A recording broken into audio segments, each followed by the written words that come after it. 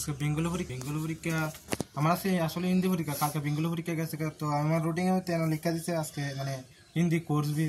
তো কোর্স আমি তো জানি না, তো আমি তো ভাবছি আজকে হিন্দি আছে, তো হিন্দি লোক বেঙ্গলি সব ঠিক আছে।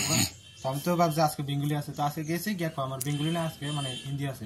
তুমি কি ভাবছো মানে হিন্দির লগে বেঙ্গলি পরীক্ষা আছে আজকে? তো তোমার এই এডমিটের ভিতরে কি লেখা আছে? এডমিটের ভিতরে হিন্দি লেখা আছে। আচ্ছা, এডমিটটা কে আনছিল তোমার? এডমিট আমার বাবা আনছিল। তো বাবা তো খেয়াল করছে না, তো আমিও তো খেয়াল করছি, আমি তো সবকিছু ঠিক থাকবো। তো আজকে গিয়ে দেখি এটা। এখন কি হয়েছে, তুমি পরীক্ষা দিতে পারছো নি? না স্যার। তুমি স্কুলে জানাইছো বিষয়টা? আমি তো স্কুলে জানাইছি, তো আমি তো ভাবছি আজকে মানে স্যারেরা মানে ডিউটি আছে, তারপর দূর পরে কোন স্কুলের স্টুডেন্ট তুমি? স্কুল। আচ্ছা, একটা বিষয়, এই যে নবোদয় স্কুলে তো তোমরা স্কুলের কোনো প্রতিনিধি আছে, কোনো শিক্ষক আছে না? তাদেরকে জানাইছো ব্যাপারটা? না স্যার, এটা তো জানাতে পারছি না। এরা তো সবাই ক্লাসে গেছে, ডিউটি গেছে, আমি জানাইছি না।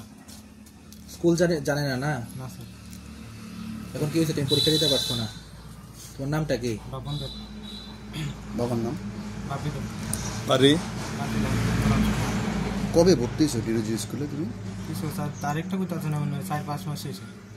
তোমার কোন বোর্ডের পরীক্ষা? AISS এর পরীক্ষা আছে নাকি? তা স্যার এটাই হবে। আমার ছেলে আজকে পরীক্ষা দিতে গিয়ে সেটা পরীক্ষা দিতে পারছে না। আমি খুব কষ্ট করে সেটা টাকা দিচ্ছি স্কুলের ভিতরে 50 থেকে 60,000 টাকা দিচ্ছি। আমার কোনো কিচ্ছু হয়েছে না। আমার ফুলাটার জীবনটা আজকে নষ্ট হয়ে গেছে। আমি আজকে পরীক্ষার দিকে ঘুরাই দিচ্ছি। ফুলা পরীক্ষা দিতে পারছে না, বাংলা লিয়ে পড়ছে সবসময়, আর অনেক হিন্দি লিখে দিয়ে দিচ্ছে। আমরা তো কেউ হইলে আমার জানি না স্যার। এখন আমি কি করবো, আমার ফুলার জীবনটা নষ্ট হয়ে গেছে।